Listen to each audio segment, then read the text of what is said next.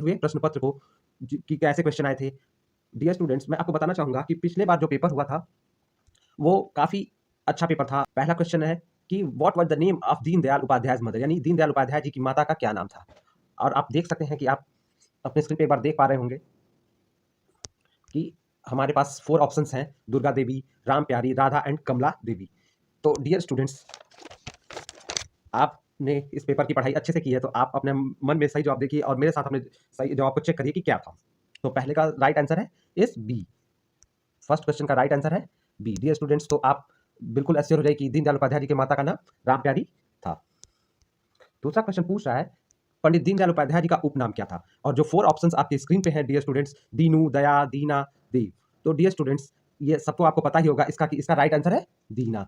यानी पंडित दीनदयाल उपाध्याय जी का मेरे साथ आप भी एक बार रिपीट करते चलिए कि उनका उपनाम दीना था, और इसको आप लेके श्योर रहिए कि उनका उपनाम दीना था। ठीक डियर स्टूडेंट, थर्ड क्वेश्चन पे चलते हैं। दीनदयाल उपाध्याय की मृत्यु निम्न से किस स्थान पे हुई। तो ये जो क्वेश्चन है ये काफी इंपॉर्टेंट क्वेश्चन है और बहुत बार एग्जाम्स में पूछा जाता है। तो पंडित दीनदयाल उपाध्याय जी की मृत्यु आपको क्या लगता है, वाराणसी में हुई, इलाहाबाद में हुई, मुगल सराय में हुई या पटना में हुई।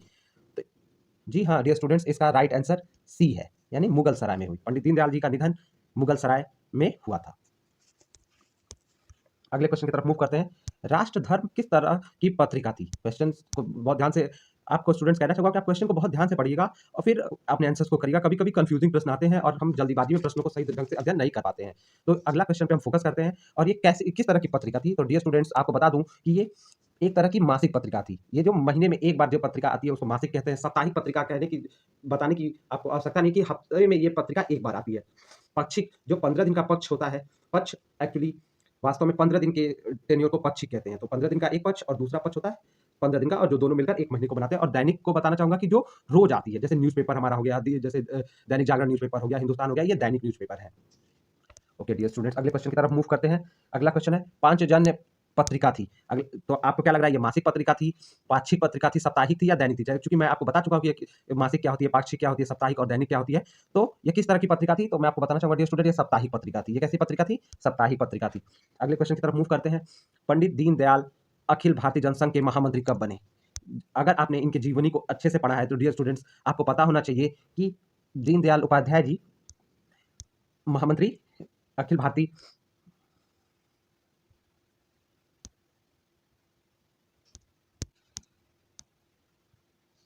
जनसंघ के महामंत्री कब बने थे। तो इसका सही जवाब है 1952 में। तो आप डियर स्टूडेंट्स याद रखिएगा कि वो अखिल भारतीय जनसंघ के महामंत्री 1952 में बने थे। अगले क्वेश्चन की तरफ बढ़ते हैं। क्वेश्चन है पंडित दीनदयाल उपाध्याय के अनुसार पंडित दीनदयाल उपाध्याय के अनुसार व्यक्ति की न्यूनतम आवश्यकताओं को निम्नलिखित में से क्या सम्मिलित नहीं था। यानी वो किस चीज को मूलभूत चीज मानते थे या जरूरी चीजें मानते थे एक साधारण व्यक्ति के लिए। तो इसमें से आप अपने ऑप्शंस देख लीजिए। आपका पहला ऑप्शन पेपर में आया हुआ था, ए रोटी, बी कपड़ा, सी मकान और डी सरकारी नौकरी। तो डियर स्टूडेंट्स मैं बता रहा हूँ कि क्या सम्मिलित नहीं था। उन्होंने सरकारी नौकरी को कोई प्राथमिकता नहीं दी थी। उन्होंने उनके हिसाब से रोटी कपड़ा मकान न्यूनतम आवश्यकता में आती है, सरकारी नौकरी न्यूनतम आवश्यकता में नहीं आती है। ठीक है डियर स्टूडेंट्स, आप हर क्वेश्चन को ध्यान से देखिएगा। बढ़ते हैं नेक्स्ट क्वेश्चन की तरफ। अगला क्वेश्चन जो था, पंडित दीनदयाल उपाध्याय जी की मृत्यु कब हुई। अगला क्वेश्चन कह रहा है कि पंडित दीनदयाल उपाध्याय जी की मृत्यु कब हुई। When did Pandit Deendayal Upadhyay die. तो इनकी मृत्यु कब हुई। हमारे स्क्रीन पे जो चार ऑप्शंस आपको दिख रहे हैं, आप अपने को चेक करते रहेगा डियर स्टूडेंट्स। इस वीडियो के आपको पंडित दीनदयाल उपाध्याय का जन्म, उनकी मृत्यु, उनसे जुड़े हुए स्थान, उनसे जुड़ी हुई पत्रिकाओं को अच्छे से याद रखना है। हम इस पे एक डिटेल वीडियो लेके आने की कोशिश करेंगे जिसपे आपको सारी डिटेल्स पॉइंट वाइज देने चाहिए। अभी हम यहाँ पे फोकस करते हैं डियर स्टूडेंट्स और कोशिश करते हैं कि आपको आगे ले चलते हुए सही जानकारी प्रदान करते हुए आगे बढ़ें। तो पंडित दीनदयाल उपाध्याय की मृत्यु 11 फरवरी 1968 को हुई थी। 11 फरवरी 1968 को हुई थी। अगले क्वेश्चन की तरफ बढ़ते हैं स्टूडेंट। दीनदयाल उपाध्याय के समाज में अंतिम व्यक्ति के उत्थान की अवधारणा को किस नाम से जाना जाता है। समाज के अंतिम व्यक्ति के उत्थान की अवधारणा को किस नाम से जाना जाता है। तो डियर स्टूडेंट्स इसका सही जवाब है उसको अंत्योदय के नाम से जाना जाता है। समाज के अंतिम व्यक्ति के उत्थान की अवधारणा को अंत्योदय नाम से जाना जाता है। अगले क्वेश्चन की तरफ मूव करते हैं। दीनदयाल उपाध्याय किस धर्म के अनुयायी थे। अब क्वेश्चंस काफी अच्छा क्वेश्चन है डियर स्टूडेंट्स और इसको आप आराम से इसको कर सकते हैं। जो हमारे आपको पता है वो पारसी थे नहीं, वो जैन थे नहीं, वो ईसाई थे नहीं, वो सनातन संस्कृति के प्रणेता थे। तो आपको सनातन संस्कृति यानी जो हमारा हिंदू धर्म है, इसको आदिकाल से इसको सनातन धर्म के नाम से हम जानते हैं, तो वो इसी धर्म से संबंधित थे। अगले क्वेश्चन की तरफ मूव करते हैं। एकात्म मानववाद का प्रतिपादक था। एकात्म मानववाद से का प्रतिपादक कौन था? ये स्टूडेंट्स, ये क्वेश्चन काफी इंपॉर्टेंट क्वेश्चन है और इस क्वेश्चन को आपको बहुत ध्यान से देखना चाहिए। तो एकात्म मानववाद का प्रतिपादक दीनदयाल उपाध्याय जी स्वयं थे। अगले क्वेश्चन की तरफ बढ़ते हैं। तो आपको याद रखना है एकात्म मानववाद मतलब दीनदयाल उपाध्याय। 12वां क्वेश्चन की तरफ मूव करते हैं कि दीनदयाल उपाध्याय का पिताजी का क्या नाम था? तो ये क्वेश्चन का सीधा सा जवाब है भगवती प्रसाद उपाध्याय। जाके आप देख भी सकते हैं मुखर्जी, दयाल, लेकिन कंफ्यूज नहीं होइएगा, वो भगवती प्रसाद उपाध्याय जी ही उनके पिता का नाम था। अगले क्वेश्चन की तरफ चलते हैं। दीनदयाल उपाध्याय का जन्म निम्नलिखित में से किस जिले में हुआ था? मथुरा, इटावा, आगरा या मेरठ? तो इसका सही जवाब है डियर स्टूडेंट्स, आप अपने आप को चेक करते रहिएगा कि इसका सही जवाब मथुरा है। यानी उनका जन्म किस जिले में हुआ था? उत्तर प्रदेश के मथुरा में उनका जन्म हुआ था। आगे बढ़ते हैं डियर स्टूडेंट्स। दीनदयाल उपाध्याय ने निम्नलिखित में से किस स्थान पर मासिक पत्रिका राष्ट्रधर्म का प्रकाशन किया था? जो राष्ट्रधर्म पत्रिका का प्रकाशन उन्होंने किया था, उसका किस स्थान से उसका प्रकाशन शुरू हुई थी, यानी वो किस स्थान से छपी थी? तो डियर स्टूडेंट्स, इस क्वेश्चन को में आप श्योर रहिएगा कि ये क्वेश्चन जैसे ही आएगा आपको बिना सोचे समझे लखनऊ याद रखना है। इसमें नो इफ नो बट, इस कि वो लखनऊ जो है यहाँ से वो पत्रिका छपी थी। ठीक है डियर स्टूडेंट्स, तो लखनऊ से आपका इस पत्रिका का राष्ट्रधर्म नाम की जो पत्रिका थी, कभी प्रश्न में आ सकता है कि इनकी पत्रिका कौन सी है, तो इसको भी ध्यान रखिएगा कि उनकी पत्रिका राष्ट्रधर्म है। ठीक है, और इसका प्रकाशन लखनऊ से हुआ था डियर स्टूडेंट्स। आगे बढ़ते हैं अगले क्वेश्चन की तरफ। निम्नलिखित में से किसने कहा था यदि मुझे दीनदयाल मिल जाए तो मैं भारत का राजनीति का नक्शा बदल दूं? बहुत ध्यान से क्वेश्चन देखिएगा, ये बहुत बड़ा कथन है और किसी एक महान व्यक्ति का कथन है, इस पे कोई हमें संशय नहीं होना चाहिए। और ये कहा, इन्होंने कहा था कि इस बात को कहा था डॉक्टर भीमराव अम्बेडकर ने, कि महात्मा गांधी ने, कि डॉक्टर श्यामा प्रसाद मुखर्जी ने, या सुभाष चंद्र बोस ने? तो आप लोग याद रखिएगा कि जो ये पंडित दीनदयाल उपाध्याय जी और जो श्यामा प्रसाद मुखर्जी जी हैं, दोनों जनसंघ का, आरएसएस नाम की संस्था जो है, इसका प्रतिनिधित्व करते हैं और ये बात डॉक्टर श्यामा प्रसाद मुखर्जी ने कही थी। अगले क्वेश्चन की तरफ बढ़ते हैं डियर स्टूडेंट्स। निम्नलिखित में से किसने एक साझे वक्तव्य में भारत पाक महासंघ की मांग की थी? भारत पाक महासंघ की मांग किसने की थी? तो आप 4 ऑप्शंस हैं आपके स्क्रीन पे डियर स्टूडेंट्स, और इसका सही जवाब है डॉक्टर लोहिया और दीनदयाल उपाध्याय जी ने भारत पाक महासंघ की मांग की थी। अगले क्वेश्चन पे बढ़ते हैं। किस निम्नलिखित में से किसने दीनदयाल को उच्च शिक्षा के लिए 10 रुपए मासिक छात्रवृत्ति प्रदान की थी? बहुत मतलब क्वेश्चन उनसे जुड़े हुए, व्यक्तित्व से जुड़े हुए क्वेश्चन छात्र आप देख सकते हैं कि बहुत ज्यादा है। तो किसका प्रभाव पड़ा, कैसी पत्रिका, कहाँ प्रकाशन, कब जन्म तिथि, इन सब प्रश्नों को आप ध्यान देंगे और अभी से मेरे साथ समझते चलेंगे। तो 10 रुपए मासिक छात्रवृत्ति उन्हें किसने प्रदान की थी डियर स्टूडेंट्स? आप देख लीजिए, रतन टाटा, घनश्याम दास बिरला, श्यामा प्रसाद मुखर्जी या भारत सरकार? इसका सही आंसर होगा घनश्याम दास बिरला ने इनको 10 रुपए की छात्रवृत्ति प्रदान की थी, ताकि वो अपने आगे की शिक्षा को आगे बढ़ा सके। आगे क्वेश्चन की तरफ चलते हैं। प्रख्यात चिंतक पंडित दीनदयाल उपाध्याय का जन्म कब हुआ? अब मैंने जैसे ही अभी पहली वीडियो में कहा कि आपको जन्म तिथि तो याद ही रखनी है, मृत्यु तिथि, स्थान, उनसे जुड़े हुए स्थान, इस सब प्रश्न को आप मिस नहीं कर सकते डियर स्टूडेंट। और इसका सही जवाब आपको सीधे मैं ऑप्शंस की बात इस प्रश्न में इसलिए नहीं करता हूं कि इसमें नो इफ नो बट, आपको कोई संशय नहीं होना चाहिए कि 25 सितंबर 1916 ही आपका सही आंसर होगा। ओके डियर स्टूडेंट्स, अगले क्वेश्चन की तरफ बढ़ते हैं। राष्ट्र जीवन की दिशा नामक पुस्तक किसने लिखा? राष्ट्र जीवन की दिशा नामक पुस्तक किसने लिखा? और इसका सही जवाब है डियर स्टूडेंट्स, ये इसमें भी मैं आपको कंफ्यूजन और 4 ऑप्शंस में कंफ्यूज नहीं होना है। इस प्रश्न का सीधा सा उत्तर है दीनदयाल उपाध्याय, और दीनदयाल उपाध्याय से जुड़ी हुई पुस्तक कौन सी है? राष्ट्र जीवन की दिशा। अगर प्रश्न बदल के भी आ जाए कि इनकी कौन सी पुस्तक है, तो आप याद रखेंगे राष्ट्र जीवन की दिशा। ना इसे श्यामा प्रसाद मुखर्जी ने लिखा, ना अटल बिहारी वाजपेयी जी ने लिखा, ना लाल कृष्ण आडवाणी की यह पुस्तक है। सीधी सी बात, राष्ट्र जीवन की दिशा दीनदयाल उपाध्याय जी की पुस्तक का नाम है। अब अगले प्रश्न पे देख लीजिए, जो हमारा 20वां प्रश्न पत्र है। निम्नलिखित में से किस दैनिक समाचार पत्र के साथ दीनदयाल जी जुड़े थे? पहला ऑप्शन है स्वदेश, दूसरा ऑप्शन है पांचजन्य, तीसरा है आज, और डी है दैनिक जागरण। यानी A B C D 4 options हैं और इसका सही आंसर है स्वदेश के साथ। तो स्वदेश नाम के समाचार पत्र के साथ दीनदयाल उपाध्याय जुड़े थे। जाके आप देख रहे हैं लगातार पत्रिका, समाचार पत्र, स्थान और जन्म मृत्यु, ये सारे प्रश्न और एकात्म मानववाद से ये जुड़े हुए थे। इस तरह की सारे चीजों को आपको याद रखना है डियर स्टूडेंट्स। अब जो ये 21 से 40 क्वेश्चन का ये जो सेट होने वाला है, ये हम अपने नेक्स्ट वीडियो में लेके आएंगे। तो डियर स्टूडेंट्स, आप हमारे साथ बने रहिएगा और अगले वीडियो में हम आपको 20 से 40 क्वेश्चंस को सॉल्व कराने की कोशिश करेंगे, क्योंकि वीडियो बड़ा हो रहा है डियर स्टूडेंट्स। तो मैं नहीं चाहता कि आप बहुत ज़्यादा स्ट्रेस लें, भारतीय संस्कृति ही प्रमुख है। बढ़ते हैं नेक्स्ट क्वेश्चन की तरफ। अंत्योदय का विचार संबंधित है। तो डियर स्टूडेंट्स, इसमें बिल्कुल आप डाउट मत करिएगा, यह विचार सीधे पंडित दीनदयाल उपाध्याय जी से ही संबंधित है। अंत्योदय का विचार यानी पंडित दीनदयाल उपाध्याय, ये इसमें आप कोई भी कंफ्यूजन अपने मन में मत पालिएगा। बढ़ते हैं अगले क्वेश्चन की तरफ। स्वाधीनता सब तभी सार्थक हो सकती है जब निम्नलिखित में से किसकी अभिव्यक्ति का साधन बने? यानी स्वाधीनता तभी सार्थक हो जाएगी जब स्वाधीनता किसकी अभिव्यक्ति का साधन बने। तो डियर स्टूडेंट्स, इस क्वेश्चन में आपको देखते ही आपको संस्कृति ऑप्शन को पहचान लेना है कि स्वाधीनता तभी सार्थक हो सकती है जब वह संस्कृति की अभिव्यक्ति का साधन बने, यानी हम अपनी संस्कृति को अभिव्यक्त कर पाएं, प्रकट कर पाएं, उसको जी पाएं। बढ़ते हैं नेक्स्ट क्वेश्चन की तरफ। डियर स्टूडेंट्स, कह रहा है प्रश्न पत्र कि राष्ट्र धर्म प्रकाशन लिमिटेड कब स्थापित हुआ? राष्ट्र धर्म प्रकाशन लिमिटेड कब स्थापित हुआ? तो डियर स्टूडेंट्स, ये 1946, 1947, 1948 और 1949 चार ऑप्शन हमारे स्क्रीन पे हैं और इसका सही है राष्ट्र धर्म प्रकाशन जो है डियर स्टूडेंट्स, ये जो है ना कि 46 में तो एस्टेब्लिश नहीं हुआ था। इसका सही जवाब है हमारे जब हमको स्वतंत्रता मिली है 1947, ये तभी स्थापित हुआ है। तो आपको याद रखना है राष्ट्र धर्म मतलब भारत की स्वतंत्रता और 1947 को आपको हमेशा अपने मन में याद रखना है। डियर स्टूडेंट्स, बढ़ते हैं नेक्स्ट क्वेश्चन की तरफ। पंडित दीनदयाल उपाध्याय के संदर्भ में निम्नलिखित में से कौन सा कथन सत्य है? अब उनके संदर्भ में कौन सा कथन सत्य है, क्वेश्चन को आप ध्यान से देखिएगा डियर स्टूडेंट्स। मैं चाहता हूं कि चारों ऑप्शन आपको स्क्रीन पर दिखे, अगर नहीं दिख रहा है तो मैं आपको ऊपर नीचे करके दिखाने की कोशिश करता हूँ। तो कौन सा कथन पंडित दीनदयाल उपाध्याय जी से जुड़ा हुआ सही है? पहला कथन, उनका जन्म नगला चंद्रभाग ग्राम में हुआ था। क्या यह सही आपको लग रहा है? आपने पढ़ा हुआ है कि वे समावेशी विचारधारा के समर्थक थे। अब बताइए, ये दो विकल्प यानी हमको दिए गए हैं, दो बातें रखी गई और पूछा जा रहा है कि बात एक सही है यानी पहला कथन सही है, दूसरा कथन सही है कि पहला दूसरा दोनों सही है कि दोनों गलत है। तो डियर स्टूडेंट्स, अगर ये बात कहें तो इस क्वेश्चन का सही जवाब आपको पता होना चाहिए कि उनका जन्म नगला चंद्रभाग गांव में हुआ था। ये प्रश्न का जो ये विकल्प है ये भी सही विकल्प है और जो दूसरा विकल्प है ये भी सही है। तो डियर स्टूडेंट्स, जब ये दोनों सही हैं तो हमारा आंसर बिना किसी डाउट के क्या हो जाएगा कि ये दोनों, यानी ये हमारे पास ये दोनों विकल्प ऑप्शन है कि हम इन दोनों विकल्पों को सही कर सकते हैं। तो डियर स्टूडेंट्स, एक को ही नगला चंद्रभाग गांव में हुआ ऐसा हम करके दूसरे क्वेश्चन को के दूसरे तथ्य को इग्नोर कर नहीं सकते हैं। डियर स्टूडेंट्स, बढ़ते अगले क्वेश्चन की तरफ। हाँ देखिए डियर स्टूडेंट्स, हाँ बढ़ते हैं नेक्स्ट क्वेश्चन की तरफ। अखिल भारतीय जनसंघ का संस्थापक कौन था? अखिल भारतीय जनसंघ का संस्थापक कौन था? डियर स्टूडेंट्स, जनसंघ की बात आती है तो मैंने बताया था कि डॉक्टर श्यामा प्रसाद मुखर्जी, लाल कृष्ण आडवाणी, अटल बिहारी वाजपेयी और खास करके जो सर्वोच्च व्यक्ति दीनदयाल उपाध्याय जी हैं, ये सारे लोग अखिल भारतीय जनसंघ यानी आरएसएस से जुड़े हुए हैं। और इसका सही जवाब होगा हमारे पास इसमें से डॉक्टर श्यामा प्रसाद मुखर्जी का ऑप्शन दिख रहा है और जनसंघ के संस्थापक डॉक्टर श्यामा प्रसाद मुखर्जी जी स्वयं थे।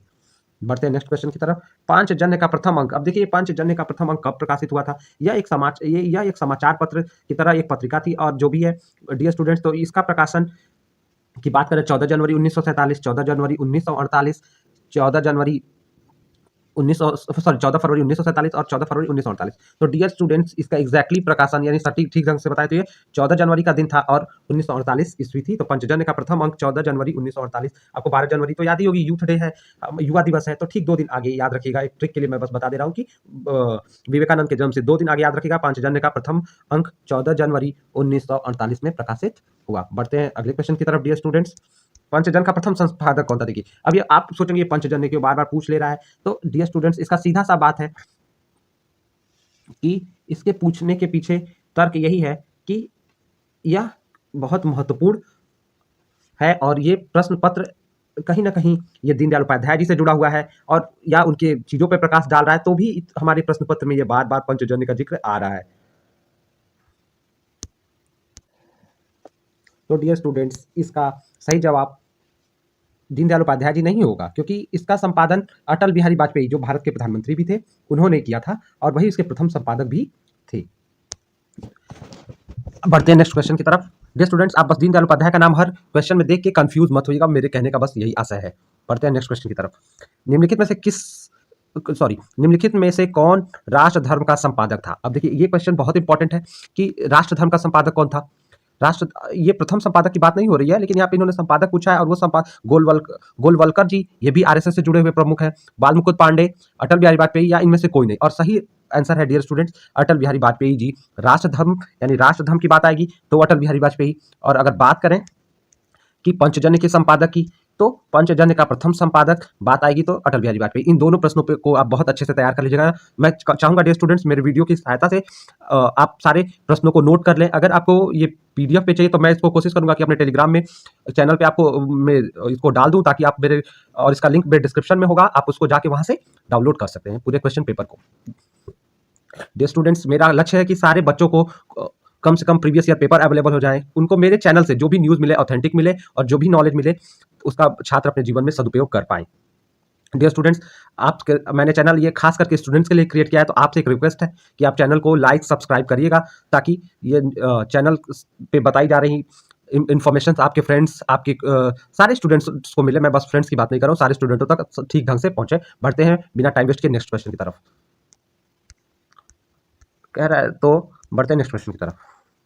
हमारा जो तीसरा प्रश्न आया हुआ था प्रश्न पत्र में, डियर स्टूडेंट्स, आपको याद रखना है कि 1.5 घंटे का नहीं, इस बार प्रश्न पत्र जैसे डीडीयू के टाइम टेबल के अनुसार 1 घंटे का ही होने जा रहा है। तो तीसरा प्रश्न कह रहा है, दीनदयाल की औद्योगिक नीति से संबंधित अवधारणा निम्नलिखित में से कौन सा तत्व सम्मिलित है? यानी वो औद्योगिक नीति जो औद्योगिक जो इंडस्ट्रीज के लिए पॉलिसी जो ड्रॉ होती है, उसमें से क्या नहीं था? मनुष्य को यानी ह्यूमन को नहीं मानते थे, मृदा को, मशीन को, या अगला ऑप्शन है संबंध, रिलेशंस। तो किसको नहीं, वो कौन सा तत्व नहीं सम्मिलित था? तो डियर स्टूडेंट्स, ये जो तत्व है संबंध, जैसे औद्योगिक की बात हुई तो मनुष्य की भी जरूरत है, वर्क पावर यानी ह्यूमन पावर की जरूरत है, पैसे की जरूरत है, मशीन की जरूरत है। रिलेशन को वो इंपॉर्टेंट, खास करके औद्योगिक जो है नीति में, उसमें रिलेशंस का कोई काम नहीं है। उन्होंने इस तत्व को नहीं माना था कि इसमें रिलेशंस नहीं, इसमें मनुष्य यानी मैन पावर, मुद्रा, मशीन, इन सारे चीजों की उपयोगिता पे जोर दिया था। बढ़ते हैं। तो अगला क्वेश्चन जो है हमारा, दीनदयाल की आर्थिक विचारधारा के संदर्भ में निम्नलिखित में से कौन सा कथन सत्य है? अब आर्थिक विचारधारा के बारे में बात की जाए कि आर्थिक विचारधारा में से कौन सा ये कथन इसमें से सही है। देखते हैं चारों कथनों को एक बार ध्यान से, कि प्रत्येक व्यक्ति को काम, रोजगार आर्थिक प्रजातंत्र का मापदंड है। प्रत्येक व्यक्ति को काम, यानी उनका ये पहला पॉइंट करा कि प्रत्येक व्यक्ति के पास काम यानी रोजगार होना चाहिए, ये आर्थिक प्रजातंत्र का मापदंड है। दूसरा कह रहा है रोजगार केंद्रित उत्पादन, निवेश तथा विकास की रणनीति बनानी चाहिए। तो अब देखिए, क्या ये दोनों सही है या बस एक ही सही है? तो आर्थिक विचारधारा को आपको ध्यान में रखिए, प्रत्येक व्यक्ति को रोजगार मिले, कि रोजगार केंद्रित उत्पादन। तो डियर स्टूडेंट्स, मैं आपको बता दूं कि ये जो दोनों ऑप्शन है, ये दोनों ऑप्शन ही सही है। और ये दोनों ऑप्शंस यानी ये जो दोनों ऑप्शंस है, ये दोनों ऑप्शन आपके सही ऑप्शन है। प्रत्येक व्यक्ति को रोजगार भी चाहिए, और दीनदयाल जी का भी ये विजन था कि प्रत्येक व्यक्ति के पास रोजगार हो, और ये आर्थिक यानी रोजगार होगा तो देश का आर्थिक व्यवस्था भी अच्छी होगी और देश प्रगति करेगा। और रोजगार केंद्रित उत्पादन मतलब व्यक्ति जो काम कर पाए, उत्पादन भी उसी से जुड़ा हुआ होना चाहिए। यानी मतलब फैक्ट्री आप लगा दो किसी ऐसे चीज की जिसमें मजदूर उसके बारे में जानता ना हो, ऐसी काम नहीं हो पाएगा। यानी जो जो हमें स्किल आती है, रोजगार उसी तरह के लोगों को दिए जाने चाहिए। नई स्किल्स को अगर है तो सिखाया जाना चाहिए। बढ़ते हैं नेक्स्ट क्वेश्चन की तरफ। शरीर, मन, बुद्धि और आत्मा कैसी होनी चाहिए? अगला क्वेश्चन कह रहा है कि शरीर, मन, बुद्धि, आत्मा कैसी होनी चाहिए। अब ये क्वेश्चन तो काफी अच्छा क्वेश्चन है डियर स्टूडेंट्स, और अलग अलग होना चाहिए। मन, शरीर, मन, बुद्धि, आत्मा एकीकृत होना चाहिए, एक में होना चाहिए, सुसंस्कृत होना चाहिए, या उसमें से कोई नहीं। तो अब सुसंस्कृत मतलब ठीक ढंग से, और एकीकृत मतलब होता है कि एक में। तो शरीर, मन, बुद्धि, आत्मा एकीकृत नहीं होगी। इसका ध्यान दीजिएगा डियर स्टूडेंट, इसका सही जवाब है सुसंस्कृत होनी चाहिए, मतलब ठीक ढंग से व्यवस्थित होनी चाहिए। बढ़ते हैं नेक्स्ट क्वेश्चन की तरफ। दीनदयाल के अनुसार औद्योगिक नीति पर विचार करते समय कितने बिंदुओं पर ध्यान देना चाहिए? अब वो कितने बिंदु जो ठीक है औद्योगिक नीति, अब औद्योगिक नीति के बारे में मैंने पहले बताया क्वेश्चन में, संबंध को उन्होंने प्राथमिकता नहीं दी थी। अब पूछ रहा है कितने बिंदुओं पे ध्यान देना चाहिए, 7, 6, 5, 4। तो स्टूडेंट्स अगर बात करें कि जो औद्योगिक नीति है, तो इसके बारे में दीनदयाल उपाध्याय जी का सीधी सीधी 4, एक मिनट स्टूडेंट, तो वो 4 औद्योगिक नीतियों पे, मतलब औद्योगिक नीतियों के 4 बिंदुओं पे विचार करने की बात करते हैं। तो इसका सही उत्तर 4 होगा। अगला क्वेश्चन देखते हैं। किसने कहा आर्थिक और राजनीतिक सत्ता का विकेंद्रीकरण हमारा मुख्य सिद्धांत है? यानी विकेंद्रीकरण मतलब डिसेंट्रलाइजेशन। तो कह रहा है किसने कहा कि आर्थिक और राजनीतिक सत्ता का विकेंद्रीकरण ही हमारा प्रमुख सिद्धांत है? तो डियर स्टूडेंट्स, ये क्वेश्चंस जो है आपकी स्क्रीन पे है, जो इसको किसी और ने नहीं, दीनदयाल उपाध्याय जी ने ही कहा था। बढ़ते हैं अगले क्वेश्चन की तरफ बिना टाइम वेस्ट किए, क्योंकि डियर स्टूडेंट मुझे पता है वीडियो बड़े हो जाते हैं, तो लेकिन ये वीडियो काफी इंटरेस्टिंग है डियर स्टूडेंट्स। ये सारे क्वेश्चंस आपको देख के ही जाने चाहिए, और ये आशा करता हूं कि आप इस क्वेश्चन का लाभ उठाएंगे, और इन क्वेश्चन में बस सीधे बस आंसर्स को नहीं याद करेंगे, और ऑप्शंस या जो भी है उससे जुड़ी हुई इन्फॉर्मेशन को भी दिमाग में रखेंगे। पढ़ते हैं अगले क्वेश्चन को। दीनदयाल उपाध्याय ने किस उद्योग को बढ़ावा दिया? अब देखिए, अब उद्योग से रिलेटेड उनके यानी वो जो उद्योग से जुड़े हुए उनके क्या विचार हैं, तो लघु उद्योग, कुटीर उद्योग, बड़े धंधे में से कोई नहीं। तो आपको पता ही है, लघु उद्योग, छोटे कुटीर, उन्होंने कुटीर जो सॉरी स्टूडेंट्स, इसको कुटीर उद्योग को बढ़ावा देने की बात की। ठीक है, जो घर से किए जा सकते हैं उद्योग धंधे, जैसे लोगों जो काम घर से चला, मतलब घर से जो उद्योग धंधे किए जा सकते हैं, घर पे जो काम किया जाता है, बड़ी इंडस्ट्री या बड़ी सब कोई फैक्ट्री नहीं स्टैब्लिश कर सकता ना, तो छोटे धंधे जो हम घर से चला सकें वो कुटीर उद्योग में आते हैं। ठीक है, अगले क्वेश्चन की तरफ बढ़ते हैं। पंडित दीनदयाल उपाध्याय का अनमोल विचार था। अब देखिए क्वेश्चन तो काफी अच्छा है डियर स्टूडेंट्स। अगर आप दीनदयाल उपाध्याय पढ़ते हैं और इस तरह के प्रश्न, तो किसी भी स्टूडेंट्स को प्रिपेयर होना चाहिए। देखिए अनमोल विचार क्या था। अब उनका अनमोल विचार, आप कुछ भी हो सकता है डियर स्टूडेंट्स, आपको बिना ऑप्शन पढ़े ये नहीं कह सकते बस यही अनमोल विचार है। हम उसमें से देखेंगे कि उन्होंने किस किस की बात की और वो हमारे ऑप्शन में है कि नहीं। तो मैं आपके लिए ऑप्शन भी पढ़ दे रहा हूँ ताकि आपको कोई दिक्कत ना हो। अगर आपको स्क्रीन में कोई प्रॉब्लम आ रही तो बस आप ऑप्शन, पहला ऑप्शन करा है हमारी राष्ट्रीयता का आधार भारत माता है, दूसरा स्वप्रेम, तीसरा आत्मीयता, और चौथा जागरूकता। तो अनमोल विचार किस बारे में है, क्या लग रहा है आपको डियर स्टूडेंट्स? आपने तो थोड़ा बहुत उनको पढ़ा ही है। तो इसका सही जवाब है कि देखिए पहला ऑप्शन कह रहा है हमारी राष्ट्रीयता ही भारत का आधार भारत माता, यानी हमारा जो अस्तित्व है वो भारत माता से है। हम जो सिटीजन है इंडिया से, तो जस्ट बिकॉज कि जो है ये हमारा देश जो है सब जो मात्र मातृभूमि जो हमारी, हमारे वहाँ भारत को माता का दर्जा दिया गया है, जबकि बहुत सारे देशों में कंट्री को पिता की तरह समझा जाता है। तो हमारे देश की राष्ट्रीयता यानी जो हमारी सिटीजनशिप है उसका आधार भारत माता है। ये इनका प्रमुख विचार है। ठीक है, स्वप्रेम आत्मीयता ये सब है, लेकिन प्रमुख की बात करें, स्वप्रेम की बात नहीं, वो आत्मीयता तो ठीक फिर भी है, लेकिन भारत माता सही आंसर है। तो आप इसके सही आंसर को याद रखेंगे कि इसका सही आंसर हमारी राष्ट्रीयता का आधार भारत माता है। ये इनका प्रमुख विचार था। बढ़ते हैं अगले क्वेश्चन की तरफ। जनसंघ सिद्धांत और नीति का लेखक कौन है? जनसंघ सिद्धांत और नीति का लेखक कौन है? 4 ऑप्शन हैं, देखिए महात्मा गांधी, रविन्द्रनाथ टैगोर, राम मोहन राय और पंडित दीनदयाल उपाध्याय। तो जनसंघ के सिद्धांत की बात करें डियर स्टूडेंट्स, तो इस पुस्तक को किसने लिखा हुआ है? तो ये जो है, देखिए महात्मा गांधी ने तो लिखा नहीं। महात्मा गांधी की फेमस पुस्तक है माई एक्सपेरिमेंट विद ट्रूथ, यानी मेरे सत्य के प्रयोग। रविन्द्रनाथ टैगोर की फेमस पुस्तक गीतांजलि हो जाती है। अब राम मोहन राय समाज सुधारक थे, ये किताब पंडित दीनदयाल उपाध्याय जी की ही है। इसमें आप निश्चित रहिए। तो जनसंघ सिद्धांत और नीति, यानी जनसंघ सिद्धांत और नीति यानी दीनदयाल उपाध्याय जी की ही कृति है। बढ़ते हैं नेक्स्ट क्वेश्चन की तरफ। धर्म, अर्थ, काम और मोक्ष किससे प्राप्त होता है? आप क्वेश्चन देखिए, धर्म, अर्थ, काम, मोक्ष, ये जो है ये किसमें प्राप्त है? मानववाद में प्राप्त होता है, साम्यवाद में, एकात्मवाद में और समाजवाद में। डियर स्टूडेंट्स, अब आपको पता है कि सीधे आप गेस भी कर सकते हैं कि ये दीनदयाल उपाध्याय जी से जुड़ा हुआ है, तो वो किसके बारे में बात करते हैं? तो वो इन सब में से एकात्मवाद की, मानव एकात्मवाद की बात करते हैं।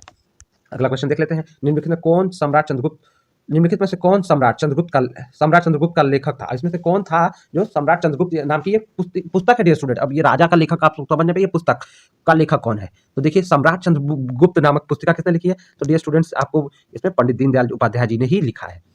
ठीक है, बढ़ते हैं अगले क्वेश्चन की तरफ। तो याद रखिएगा, पूछ देगा दीनदयाल उपाध्याय जी की रचना क्या है, तो आपको याद रखना चाहिए कि उनकी रचना सम्राट चंद्रगुप्त भी है। बढ़ते हैं नेक्स्ट क्वेश्चन की तरफ। जगत गुरु शंकराचार्य किसकी रचना है? अब ये इसमें भी आपको कोई डाउट नहीं होना चाहिए कि ये पंडित दीनदयाल उपाध्याय जी की रचना है। विवेकानंद की रचना है नहीं, महात्मा गांधी की रचना मैंने आपको बताई, कबीर के दोहे हैं और ये पंडित दीनदयाल उपाध्याय जी की रचना है। तो डियर स्टूडेंट्स, इस तरह से हमने 40 क्वेश्चंस की सीरीज को कवर किया है। 40 क्वेश्चंस को कवर किया है जो पिछले बार आपसे पहले सेमेस्टर वाले छात्रों के हुए थे। तो डियर स्टूडेंट्स, आशा करता हूँ कि इस वीडियो का आप लाभ लेंगे और इस अपनी तैयारी को आप फिर से गति देंगे। आने वाले वीडियो में हम मॉडल पेपर्स लेके आएंगे, ताकि आपका ये जो कंपलसरी पेपर सारे स्टूडेंट्स का है, इनमें सबका प्रॉफिट हो और आपको बहुत सारे क्वेश्चन तैयार हो। तो आप चैनल को लाइक सब्सक्राइब जरूर करिएगा। आपके सपोर्ट से ही हम अच्छे कंटेंट को लाने की कोशिश करेंगे। Thank you very much.